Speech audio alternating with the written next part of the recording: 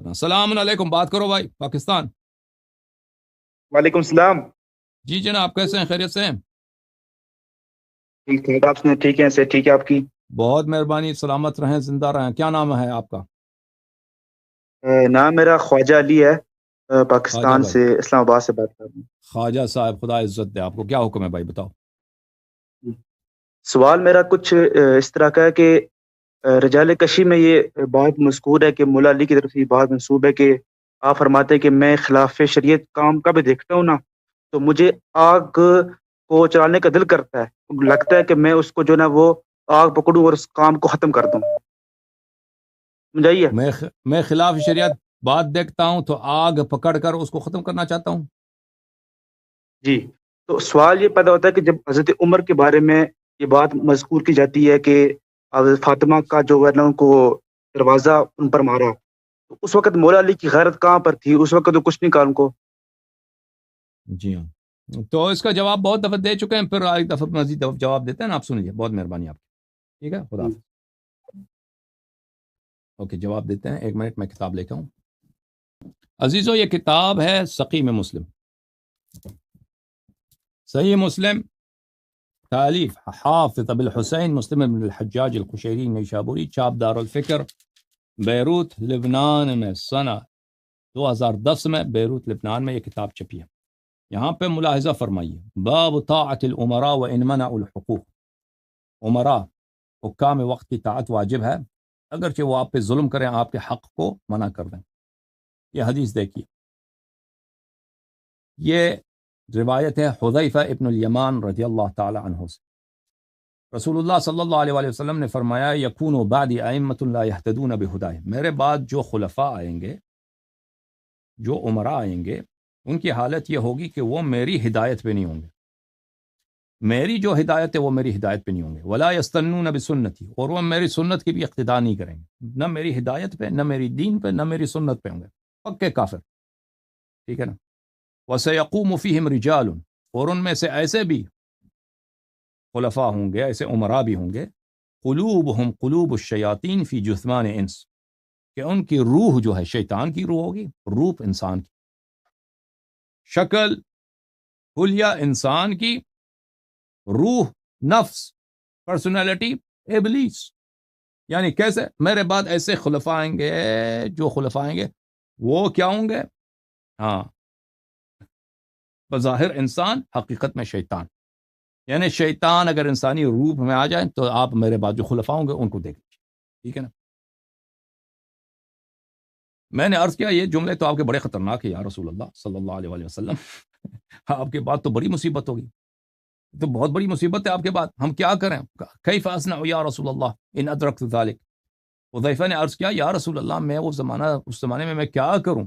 یہ حذیفہ جو ہے یہ عثمان کی خلافت میں اس کی وفات ہے، تو رسول صلی اللہ علیہ وسلم نے اس کو نہیں فرمایا کہ آپ وہ زمانہ نہیں دیکھیں گے، نہیں فرمایا۔ رسول صلی اللہ علیہ وسلم نے اس سے فرمایا، تسمع وتطع للامیر وان ضرب ظهرك واخذ مالك فاسمع واطع، تم اس بادشاہ وقت کا جو شیطان ہے اس کی طاعت کرو، اس کی بات کو مانو، اگرچہ وہ وان ضرب ظهرك، وہ بادشاہ آپ کے پشت پر مارے، کوڑے سے آپ کے پشت کو مارے، وَأَخَذَ مَالَكَ، اور تیرے مال کو بنا حق وہ چھین لے، پیسہ بھی تیرا چھین لے اور تجھے مارے بھی، اس کی طاعت کرو، فَاسْمَعْ وَأَطِعْ، پر اس کی بات سنو، اس کی طاعت کرو، ٹھیک ہے نا۔ تو تمہارے مولوی جو یہ سناتے ہیں کہ امیر المؤمنین علیہ الصلاۃ والسلام اس وقت جب حضرت زہرا سلام اللہ علیہا پہ حملہ ہوا تھا، اس وقت انہوں نے کیوں جہاد نہیں کیا؟ تو ان کو یہ جواب ہے ہمارا کہ جب تمہاری اپنی کتب میں یہ ہے کہ اسلام کا حکم یہ ہے کہ خلیفہ آپ کو مارے بھی، آپ کا مال بھی چھینے، وہ شیطان بھی ہو، اتنا بھی ایمان کافر، نہ ہدایت پر ہے، نہ سنت پر ہے، نہ دین پر ہے، اتنا پکا کافر کہ ظاہر میں وہ انسان ہے، حقیقت میں وہ شیطان ہے، ابلیس ہے، ٹھیک ہے نا۔ اور ہمارا عقیدہ بھی یہی ہے، خلفائے ثلاثہ کے متعلق ہمارا عقیدہ یہی ہے جو مسلم میں ہے، ٹھیک ہے نا۔ ٹھیک ہے، یہ ہو تم نے جب رسول پاک صلی اللہ علیہ وسلم کا ایک حکم نقل کیا ہے، وہ آپ پہ ظلم بھی کریں تو اس کی اطاعت کرو، اس کی بات سنو. ہم تو نہیں کہتے اس کی بات سنو طاعت کرو، ہم تو کہتے ہیں اگر طاقت نہ ہو تو تقیہ واجب ہے، اس کے خلاف جہاد نہ کرو، ہم یہ کہتے ہیں.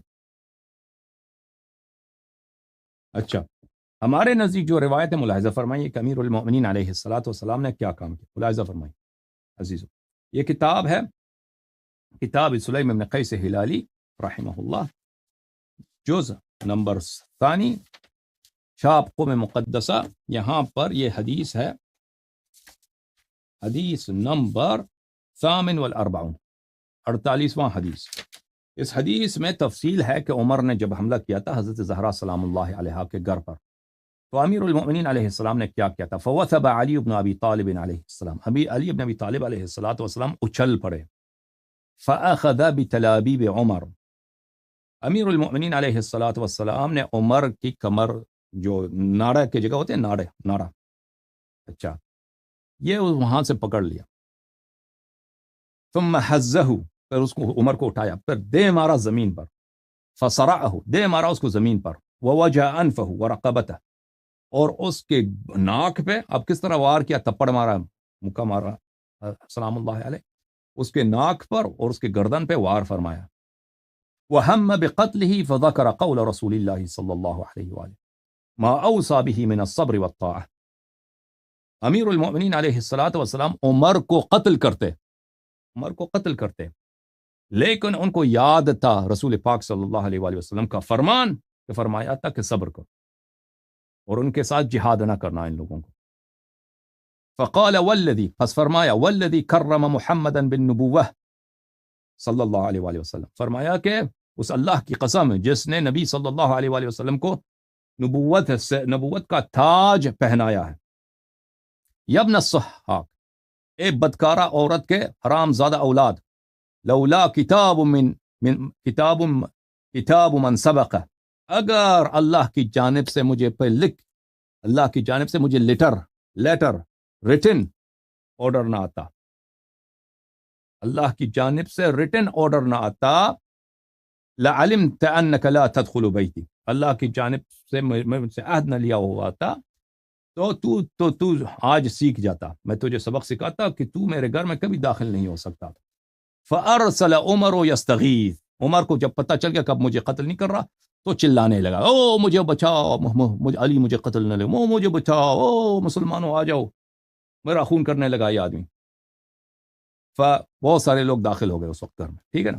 یہ تھا کہ امیر المؤمنین علیہ السلام کا ایک عہد تھا کہ انہوں نے قتل نہیں کرنا ہے اس کو. رسول اللہ صلی اللہ علیہ وآلہ وسلم سے ایک وعدہ تھا کہ اگر ان کے پاس انصار نہ ہوں تو وہ جہاد نہ کریں. ٹھیک ہے بھائی، یہ تھا